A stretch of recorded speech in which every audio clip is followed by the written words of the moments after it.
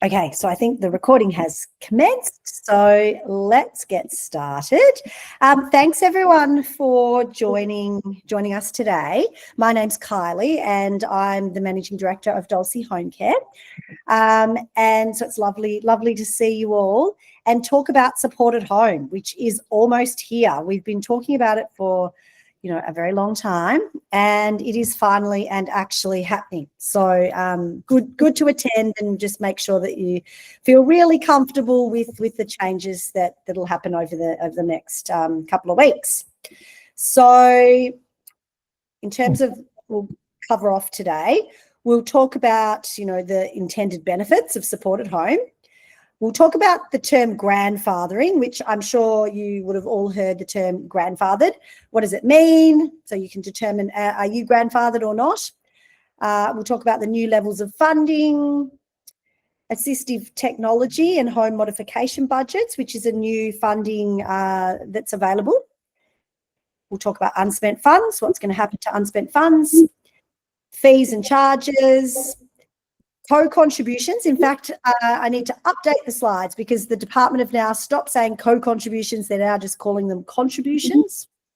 Additional short-term funding, some case studies, and then time for questions. So there'll be time at the end for questions. So, feel free to save up your questions. But alternatively, down the bottom of your screen, you'll see there's this little window. And if you actually click on that, it'll open up a little panel that looks a bit like this, and you can type in your question. So if you're worried you're going to forget the question, then just type it in and I'll at the end look for the questions and make sure that they're all answered. Otherwise, just save it up and I'm happy to hear your voice at the end. All right, so why are these changes happening? So what's the driver behind supported home? So supported home is intended to create a simplified, equitable and sustainable system for older Australians. So when the full supported home program is rolled out, home care packages, short-term restorative care and the Commonwealth Home Support Program will all be brought together under one program called Supported Home. There'll be one integrated assessment framework. So that is intended to make accessing care and support far simpler. There'll be greater transparency with capped pricing and service-based fees.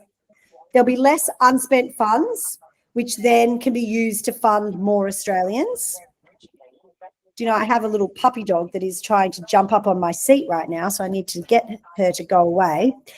It'll be a new contribution model, which will ensure sustainable support for our ageing population and stronger provider accountability to ensure delivery of quality, rights-based care.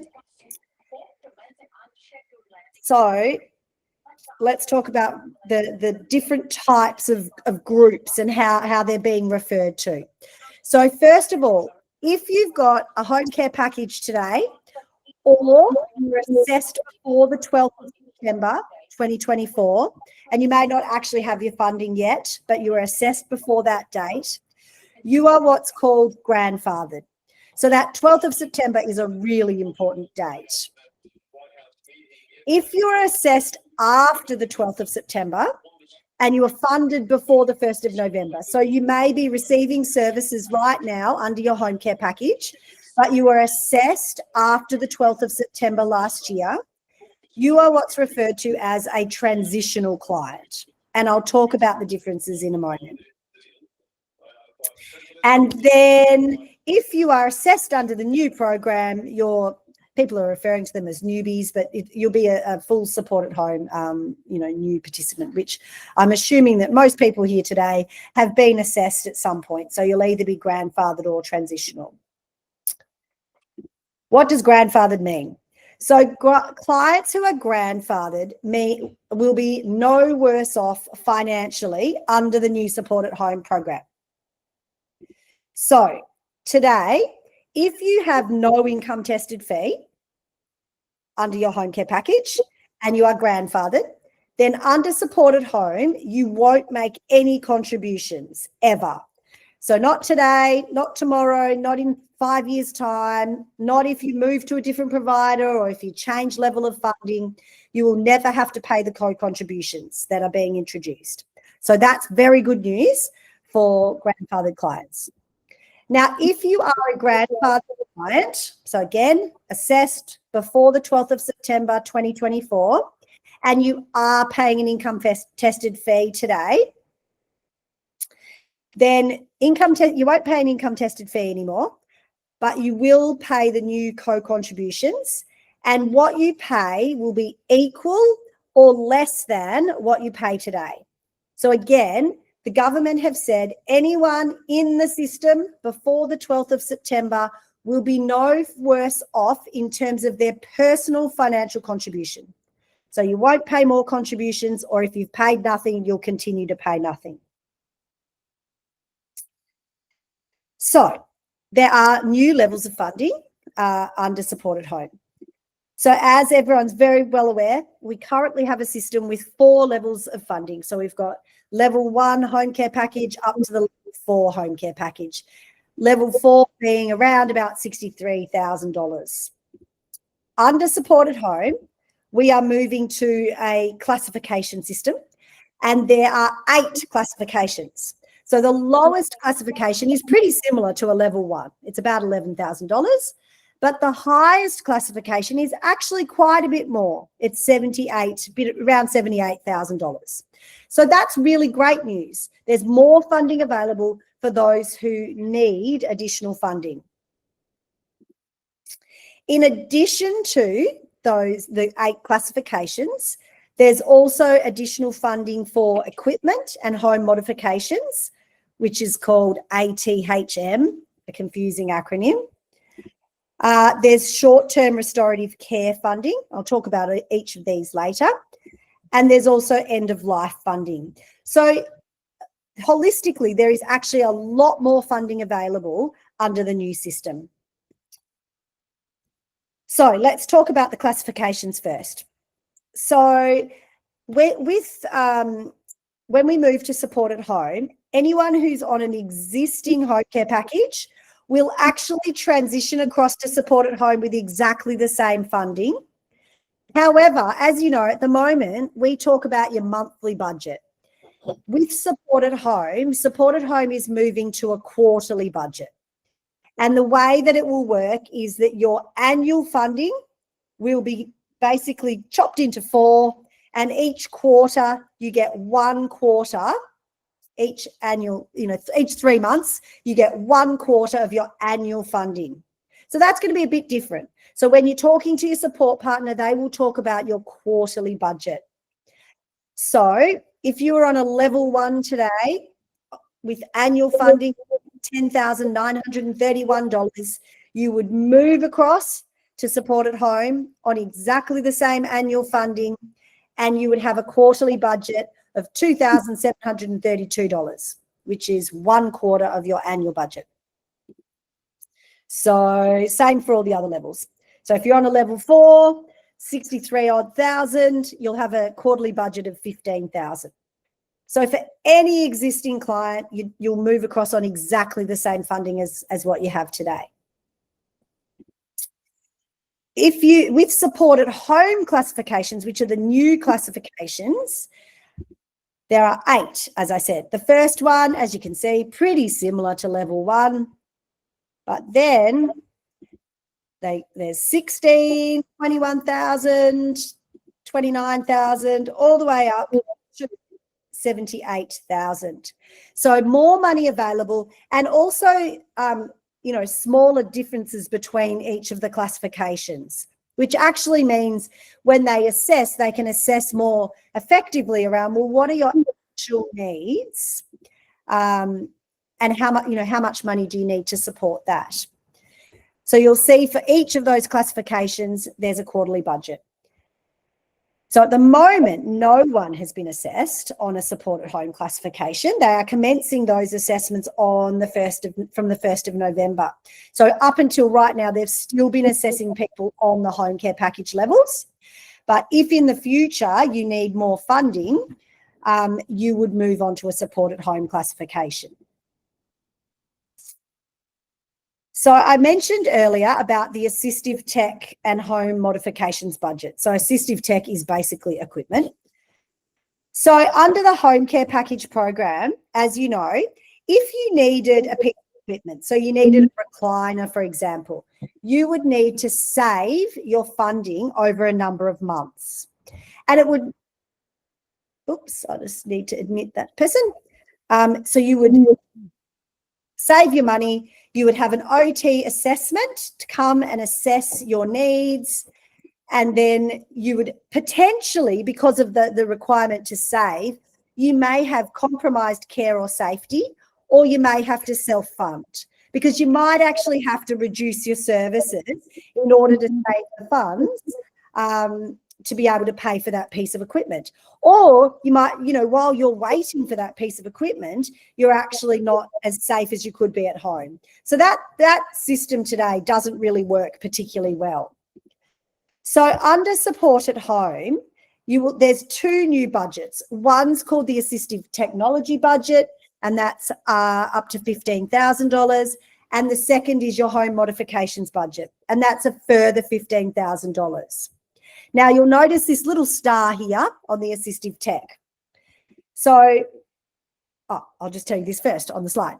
So with assistive tech and home modification, you are assessed for this extra budget, and the money is available immediately. So if you were assessed and you needed, there's actually sort of three levels. There's low, medium, and high. So if you needed a low amount of funding, so you just needed, a couple of, like an over-the-toilet seat and a couple of other little things, you might just get low assistive tech budget of $500. Or maybe you've got greater needs and you might get the high needs, which is $15,000. But you get assessed and then you have access to that funding immediately. And it is paid on top of your support at home funding. So your classification or your transitional home care funding is for your ongoing services. It's not for equipment or home modifications anymore. Now, the little star here on assistive tech is saying that actually, while the top tier is $15,000, if there is an assessed need for equipment that is of value higher than $15,000, you can actually receive more than $15,000. And as I'm sure you all know, there's some equipment that is actually considerably more expensive than $15,000. So it is possible to get more than $15,000, even though the top tier is $15,000. Now, with home modifications, on the other hand, there's no star, because that is a hard limit. So what the government are saying is that the maximum amount that they will provide for home modifications is $15,000. And the rationale for that is that home modifications that cost more than $15,000 may be also providing capital appreciation of your home, and government funding is not intended for that. So really, the home modification funding is intended for things like rails, ramps, things that give you safe access, not for full scale, my whole bathroom needs to be renovated. So that is a big shift. Now, the assistive tech and home modification budgets are available for all new supported home participants. They are also available for anyone who's grandfathered or transitional who have no unspent funds. So unspent funds must be used first when it comes to assistive tech and home modifications. And so just a point to make, if you, for example, in your current budget, you have a piece of equipment that is on hire. So let's say you've got a mattress that's on hire, you're paying a monthly hire fee. Under supported home, that will be charged against your unspent funds, not against your ongoing classification. So the ongoing funding is for your services. So unspent funds, let's talk about those. So today, Unspent funds accumulate. And some people have got crazy balances. We've got one client who's got $200,000 of unspent funds. Crazy. And the government also think that's crazy because those big unspent fund balances are actually preventing others from accessing care. So the accumulation does not occur anymore. What will happen under supported home is that each quarter, so each 3 months, the maximum amount that can roll over to a future quarter is $1,000 or 10% of your quarterly budget, whichever is the greatest. So big change from today.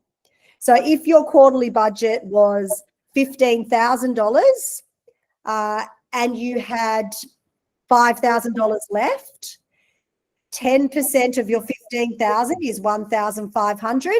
So you would be able to roll over 1,500, but the other unspent 3,500 would actually go back to the government. You would lose it. So it is becoming a bit of a use it or lose it system. The government want everybody to use their funding to keep them safely at home for as long as possible, not to save it up for a rainy day. So, and so the big difference, as I said, you no longer need to save for products. So there's kind of nothing to save for. It allows flexibility. That $1,000 or 10% gives you a bit of flexibility if your needs change, if you just need a little bit of extra service in one quarter. But it does allow more older Australians to access funding, which is a positive thing. Now, with those who've got existing unspent funds, your unspent funds are continuing to accumulate up until the 31st of October, which is only the end of next week. We're nearly there. So whatever you've got on the 31st of October, that will be your unspent fund balance that carries forward with you into supported home. You will not lose that balance.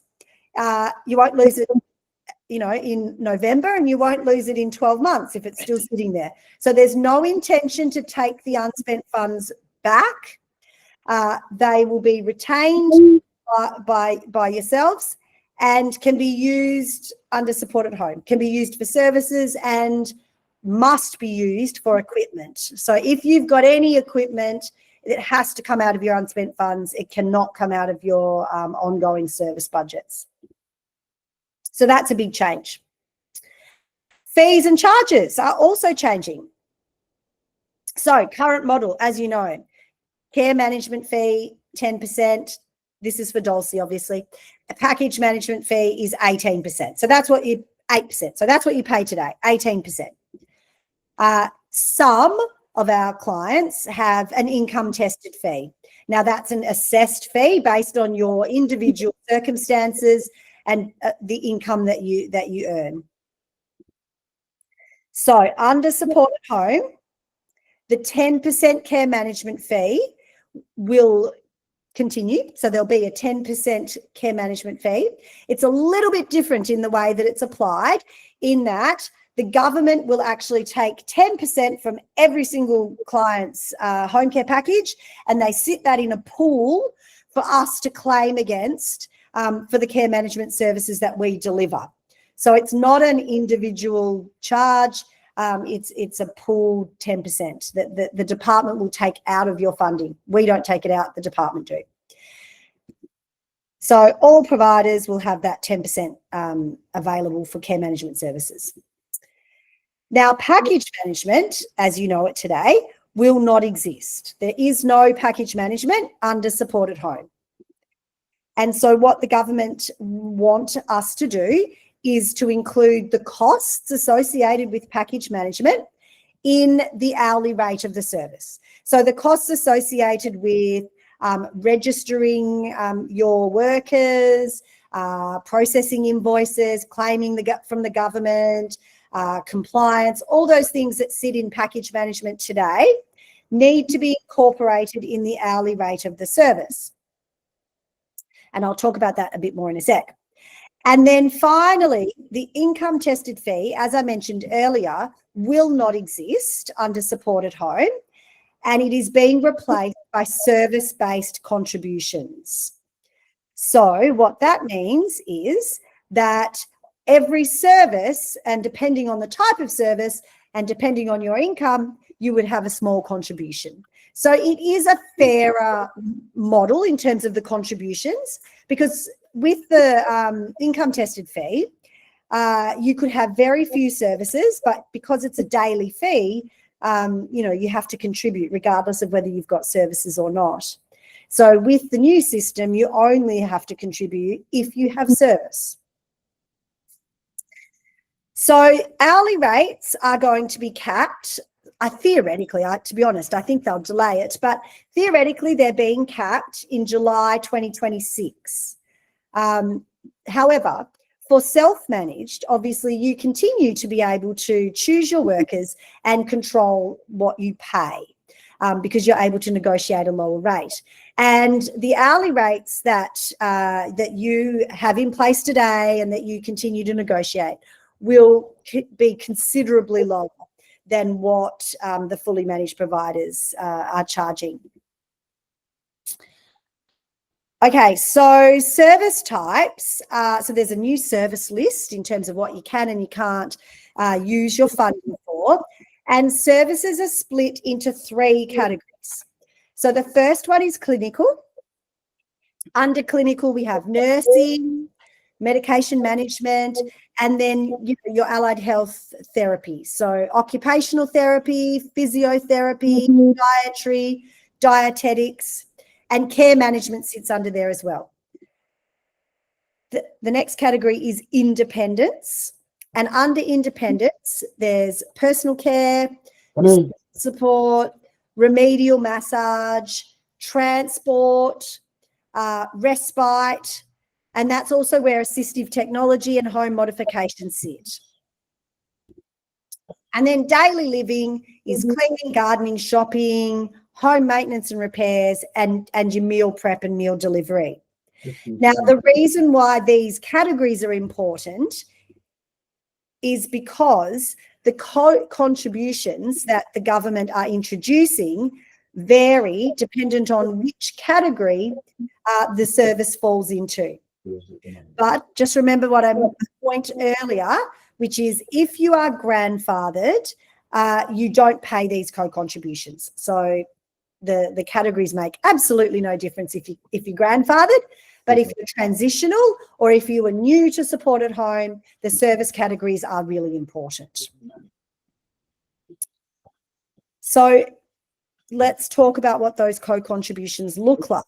Now, anyone who is new to support at home and anyone who was approved after the 12th of September 2024 will have to contribute to their supports. And the way that will work looks like this. So clinical care, which if you recall, clinical care is nursing, physio, OT, podiatry, dietetics. Clinical care has a 0% contribution regardless of income. So you can be a self-funded retiree, you can be a full pensioner, and you do not have to contribute to clinical services. So the government are saying clinical services are actually really critical to keeping people at home, and we want people to access them in the quantity required so that they are safe at home. And we don't want co-contributions to impact choices around those services. So clinical care, no contribution for anyone. Now, independence. So independence is personal care, which is, showering, support with showering, grooming, etc. Social support, transport, and home modifications and equipment fall into independence. Now, if you are a full pensioner, you would pay 5%. That would be your contribution. So I'm going to just use round numbers for easy math for me. But if, for example, the service was you were getting someone to shower you and it cost $100 an hour, then you would pay $5. That would be your contribution. So if you're paying $50 an hour, you'll contribute $2.50. So it's 5% if you're a full pensioner. Now, if you are at the other end of the spectrum and you're a self-funded retiree, you would contribute 50%. So the $100 shower would cost you $50. Now, if you need the shower and it's going to cost you $100 if you paid for it yourself, then it's still a lot cheaper. You know, the government's paying half, but it is very different to today. Now, if you're a part pensioner, you will be assessed by the government, by Services Australia, and you would contribute between the 5% and the 50%. And everyone will have a different percent. And there literally could be like 20.19%, you know, they're not round numbers. So, so everyone will actually receive a letter that advises you of your co-contribution. Now, everyday living, now that is where your cleaning, gardening, and meals sit. If you are a full pensioner, you would contribute 17.5%. So again, back to my $100 example, if it's a $100 service, you pay $17.50. If you were a self-funded retiree and it was a $100 service, you would pay $80. And if you are a part pensioner, you'll pay somewhere in between. So, but remembering, as I've said, if you are grandfathered, you will not pay a co-contribution. So none of this matters if you are a grandfathered participant. No. And if you, whoever that is, could you please mute your screen? And those with an income tested fee, as I said, your income tested fee will be replaced by co-contributions, and the maximum that anyone would pay with an ITF is 25% for independence and 25% for everyday living. So for grandfathered, they're not applying the 50 and the 80, they're applying 25%. But the other thing you might recall right back at the start when I said that for grandfathered participants, you will be no worse off. So if you have an income tested fee and you have a lot of services, and the 25% means that you would actually pay more, it would indicate you'd pay more, you will actually be capped at your current ITF. So if your ITF, your income tested fee is $1,200, then you would not pay more than $1,200. If it's $500, you will not pay more than $500. So the government will cap that if your service contributions did actually look to be going over that with the 25%. So grandfather participants will not be worse off. Now, for those who do have co-contributions, so anyone with an income tested fee or anyone who's transitional, you should have hopefully received a letter to advise you of what your contribution percentage is. If you haven't, you can call Services Australia, or you can speak to your support partner if they haven't already spoken to you, because we do have those, for most clients, we do have those contribution percentages. If you haven't done your tax return, if they're waiting for that, they're on hold, and so there's a small number that we don't have, but for most clients, we know what those contribution percentages are. Now, as I mentioned, there's additional short-term funding in addition to your ongoing funding and the equipment funding. So the first one is the restorative care funding. So this is additional funding to support short-term restorative needs. So it's available for 12 weeks, $6,000, and it's really intended for coordinated allied health services. So it might be that you've been in hospital and you need like some intensive physio to just get yourself back on your feet so that you can remain safely at home. So it's, early intervention to encourage rehabilitation and better outcomes at home. And that is actually available on top of your support at home funding. So that's great. The other one is end of life funding. It is available for those who have a diagnosis of 3 months or less to live, and it's really to enable you to have increased support at home. It's up to $25,000 for that period, and it would replace your existing support at home funding for that period. Now, I've got a couple of case studies to run through, and hopefully you'll go, oh, yeah, that's me. That sort of makes sense. So we've got John. So he is a grandfathered participant and a full pensioner. So he was he today is a level 3 and has no income tested fee. So under supported home, John will have exactly the same level of funding. So he'll have the same dollar amount as a level 3. He will pay no contribution fees. He will have a help plan with a quarterly budget. And if in the future John needs additional services, he can be reassessed into a higher level of funding and will continue not to pay any co-contributions. So hopefully there's lots just like that, because they're the good ones. Then we've got Hiroshi, and Hiroshi is a transitional recipient. So a full pensioner, previously a level 2, no income tested fee, and does have unspent funds of $300. So under supported home, so she's actually was assessed after the 12th. However, she has been receiving services. So she will get the same level of funding, will pay contribution fees as advised by Services Australia.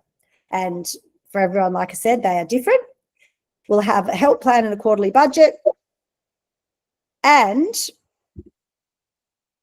she then is reassessed because she requires additional supports. She is reassessed to a classification 5 and a $500 ATHM equipment budget, so low tier budget.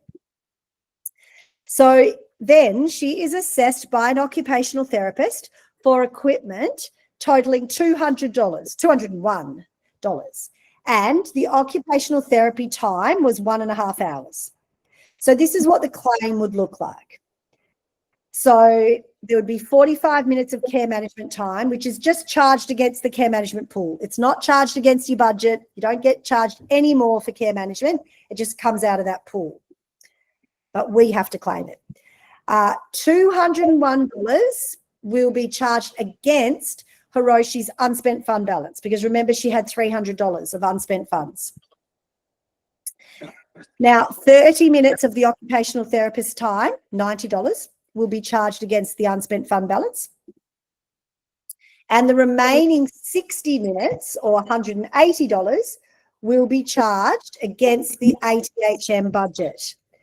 So under supported home, the service assessment service, the occupational therapy assessment and trial of equipment that has to occur for equipment will actually be paid for in your ATHM budget, not come out of your ongoing service budget. So as I've said, unspent funds comes before you can access the ATHM budget. So at the end of the month, Hiroshi's got $9 of unspent funds, and she's got $320 of her ATHM budget remaining. So hopefully that makes sense. And the last one, which I don't think will be anyone in this, in this webinar, but if you were a new participant, so new to supported home, you would be assessed on a classification. So in this instance, Annette is assessed as a classification 3. She's a part pensioner, and so she is assessed based on her individual income, and it's determined that she must contribute to some of her costs. So clinical care, 0% contribution, 100% funded by the government. Independence, she's been assessed 22%. And daily living, she's been assessed to contribute 41%. At the end of the month, the package will be charged for services, and Annette will be charged via direct debit for her contributions. So hopefully that makes sense. Now, the last little example is a budget example. So we've got a level 4 budget, which, so under home care, so same amount of money, $3,412. I think it's actually a level 3. Anyway, the care management fee is 10%. So it's $341 under supported home, $341 being held in the central pool. Now, currently, so that's no change. However, package management fee, currently we would take $272 for package management. Under supported home, there'll be zero package management. So currently you've got $272 extra dollars. Now, with your services, you'll see the services in this person's budget was $2,455 under home care packages. Now you'll see under supported home that it's $2,700. The reason for this is, as I mentioned earlier, the government require us to incorporate the costs of package management into the hourly rate. So the way that we do that in self-managed is that we will charge a 10% administration fee on the services. So the cost of the services, you can see it was $2,455, so we'll be charging $245, which takes the total cost of services up to $2,700. And then if you look at the total costs under home care was $3,069, under supported home $3,042. So it comes out pretty even. It depends on exactly what your services, the amount of services that you have. But in this example, your unspent funds is slightly more. So that's just a summary of the example. So with fully managed providers, they will be increasing their hourly rates quite substantially. So the hourly rates for things like domestic assistance and personal care are going up to around $110, $120 an hour. And that's to incorporate those package management fees that they have lost. For us, we're not adding anything extra, just that 10%. So as a self-managed client, you still get the benefit of those, the negotiated rates that you're able to get. A lot of our clients are paying more like $60 an hour. So instead of your fees going up to your hourly rates going up to 100, 120, the 10% will be applied and they'll go up to 66.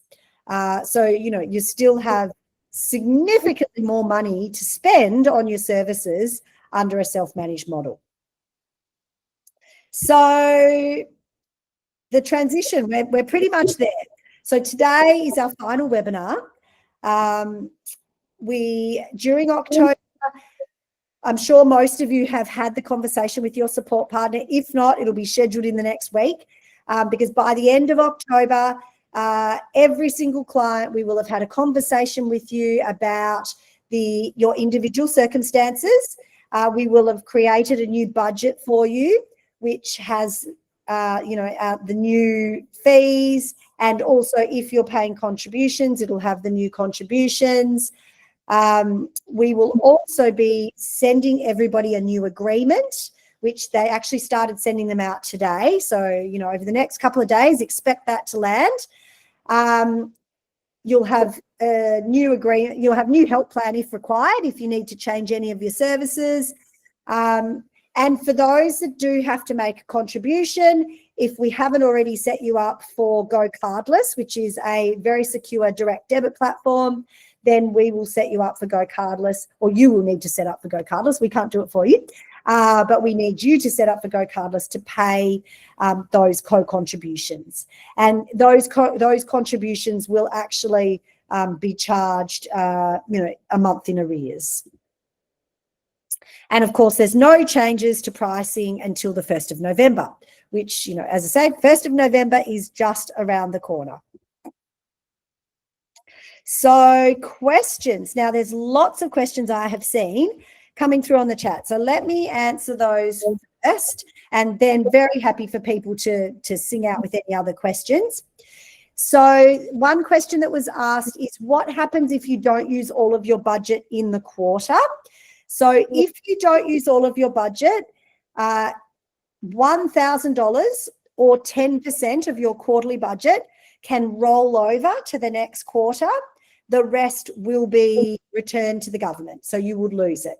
So if, for example, at the end of the quarter you had $5,000 of unspent funds, 1,000 rolls over, 4,000 goes back. So, you know, I think about what you need and how you can get the best value from your funding, because there's absolutely no value in saving your funds anymore. Do we need to get reassessed? No.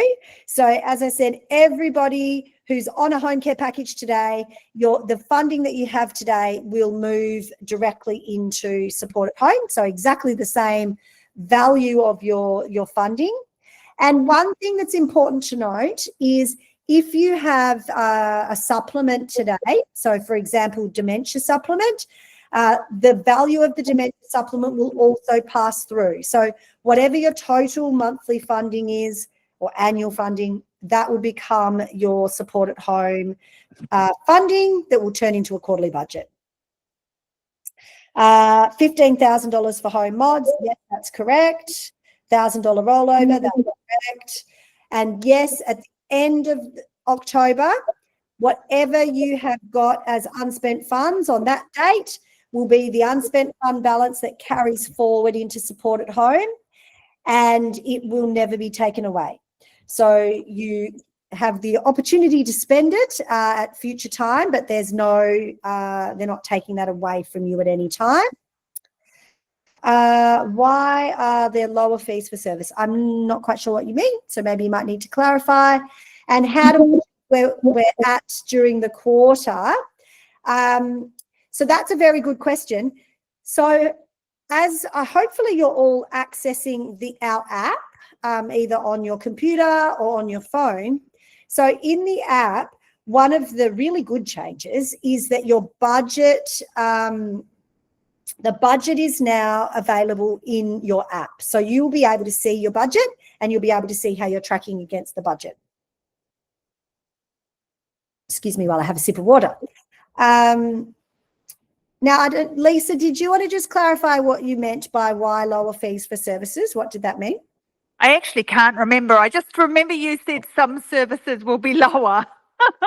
And I've been taking loads and loads of notes, but I didn't take that one down. I just, well, I just certainly, something you said just triggered. You said some services might be lower, but now you've said it, your last statement, some services will go up to like 100 or 110 per hour for domestic assistance. If you were with a fully managed provider. Oh, right. Yeah. Yes. Yeah. So when you're self-managed, obviously you've already got, you know, pricing agreements in place and you're paying $60 or $80, whatever they are.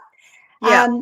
Yes, and so those, nothing's going to change in terms of those hourly rates. So they can't, okay, yeah, okay. No, yeah, I can't, I do apologise, I can't remember. No, that's okay. But I did have a question, I'm sorry, I only put it on at the end, but I'm not actually sure, it's something I've been meaning to ask Tian is how do I access, because quite often I'm wondering, where are we up to? Have we overspent? Have we underspent? Yeah. For my brother. So yeah, no, that's good. So that we do have an app, and Tian will be able to help you to get that set up. Okay. And in that, what you can see is your help plan, your budget, all the transactions as they go through, and you can see where your balance is at. So it's a live balance.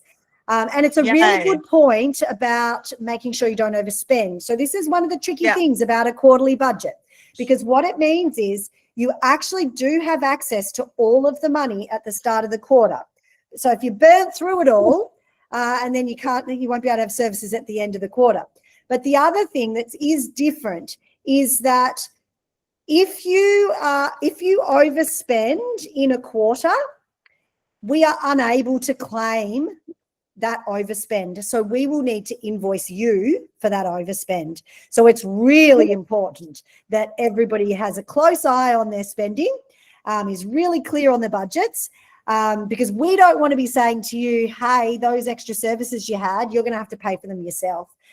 So in the current program, in the home care program, we can actually just recoup the funds the next month, but under support at home, we're unable to do that. So managing to your budget is super important. Will your system have a trigger that maybe as people get closer that aren't, like my brother's not on a laptop or anything like that? Well, look,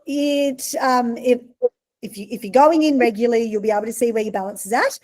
We will also be monitoring closely. So if if you're coming close, we'll be reaching out to you, because we don't want to be having that conversation with you about you going over and having to pay for it, because that's not a very pleasant conversation. So it's something we'll keep an eye on too. Yeah. Okay. So you won't just leave us in the lurch. Well, we'll try our best, but we do, we would like you to also keep an eye on it. And look, at the end of the day, we set up the budgets for a reason. And if you stick to the budget, then you won't overspend. It's only when you just decide, I'm going to get these extra services, and then you're at risk. So yeah. And could I just ask one more question? I'll let you go back to the chat. Is it possible, I mean, we don't know what the government's going to do, but you said that our rollover from the 31st, you said it would be secure and we will not lose it ever. But I suppose really we don't know what the government will do. They might in a year's time say, if you haven't used it, we're taking it. Look, I know that's the thing. Never say never when it comes to the government. I mean, what they're saying is that they're not taking it back. You know what? I sort of think that if they wanted to take the money back, they would have, like I say, we've got clients with over $100,000 balances. They would have taken those big balances back if they really wanted to do something about it. So I don't know. But at the moment, what they're saying is that they won't take those back, but also that for equipment, you must use those balances. So that will mean that people do actually start to eat into the balances more than what they may have in the past. Yeah. Thank you. Pleasure. Now, that's all the questions in the chat. Did anyone else have any questions they wanted to ask? Yeah. Can you hear me okay? I can, yes. Hi, David. Hi. Hello, everybody. It was a great session. Thank you so much. I wanted to know about, outside of what you've just talked about, is if you've got services and product, for example, that you're using today, what can or can't be used tomorrow? Saying. So, for example, I know people used to get spectacles, right? Like me. And I, for 5 years, have had spectacles through the system because I've got difficult eyes. The system now doesn't provide for that, as I understand it. Okay, but is there any kind of a listing or anything of what we can obtain and what we can't obtain? Yes, absolutely. So there are two lists. One is the service list. So what are the services that can be covered under your ongoing funding? And the other one is the ATHM, the equipment and home modifications list. And that equipment list is pretty extensive, actually. And because it's also aligned with NDIS, there's a few crazy things on there that not many people in home care would actually ever want. But, there are some changes, and, it swings in both ways. So, one example of something that has been excluded historically, or more recently anyway, is like washing and dryer when you've got incontinence. That's now something that is included. So there are some things that have been added and there are some things that have been removed.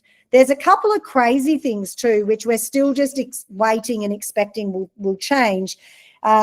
Things like oxygen can't be covered. There's an oxygen supplement, but you can't get oxygen. We're expecting that'll change. So, I think the system won't be perfect on day one, and there will continue to be little things that the department do tweak, and that will include what's on and off the, inclusion exclusion list. So that list, excuse me. So that list is that available to us? Can we? It is available. Yeah. Yeah. Is it on the app or is it? Do you know what? I'll email it to you, David. I can email it to So you. much. I'd suggest Yeah. that And me too, please, it would be Yeah. a good idea if it was Lisa. it's on the app. Yeah. Yes. Enough We- food. Oh, it's tickling my throat. Please don't die on us. Too much talking. It's made me cough. Sorry about that. Were there Really? any other questions? I have a question. Hmm. With the app, is it in arrears or is it up to date? It is up to date based on the invoices that have been submitted. So as you know, we pay our invoices very quickly. Excuse my voice. And so as soon as the invoice is paid, it updates the app with your projected balance. So it's basically live, with the only delay being if you sent an invoice on Monday, it wouldn't get paid till Wednesday. So if you looked at the app on Monday or Tuesday, that invoice hasn't been taken out yet. But that's kind of the only variance. And so that's the other thing, you know, we are communicating to all of your workers, everyone's workers, about the need for them to send their invoices to us promptly. Some are very good because they want to get paid straight away. But sometimes we get invoices that are late, quite late. And so they need to make sure they get them into us by the end of the month. Otherwise, we won't be able to pay them. So, you know, we are communicating with them to remind them that they need to send us their invoices. Thank you. Yeah. Any other questions? I know I don't want to hog it, but I want to ask one more question. I've requested something in the last 7 days because of what has been, what changes are going to happen, and I need to have a OT. Mm-hmm. So the OT will be coming in the next few days, which is great. It's well organized and there's no problem. But can that OT do 2 or 3 or 1, 2 or 3 different items? Or Yes, absolutely, and they should. we don't have to sort of get him in on Monday and then get back again on Friday. No, Nah. they're very No. expensive. Yeah, so they should do a full assessment of your home and how you are functioning at home. So, you know, they will often have multiple recommendations in there. Some that you might say, look, I need that right now, and this I don't need right now, and I'll do that later. Thank you. Good answer. Thank you. No problems. Just have a question with that regarding the OTs. When they charge out, so you can get them in because you need extra, you need you're at home or whatever expenses. Yes, ATHM, yes. So do they bill out and you pay it out of the funds that you've already got, or do you wait until that you get the approval and then it comes out of that money? Yeah, so you would apply for the ATHM funding and you would get that funding. Then you'd get the OT to do the assessment and they would prescribe the equipment. You might have to trial the equipment, and all of the OT's cost would come out of that ATHM budget. Yeah. So we apply for it before we get an OT. Yeah, that's right. Yeah. So, yeah. But how did we apply for that funding? What was that? Sorry? How do you apply for the funding? Like what? Oh, yeah. Well, it's not. Yes, you can't apply for it yet. On the 1st of November, we'll be able to help you with that. So in the same way, you know, there's 2 things on the 1st of November. 1, ATHM becomes available, and also the new classifications become available. So, you know, for some of our clients, they're using all of their funding and paying privately for additional services. And so for those clients, we will immediately apply for a classification 8 for them because, you know, their needs are greater than the funding that they have today. But unfortunately, we actually can't apply for any of these things until the 1st of November. Okay, thank you for that. That's okay.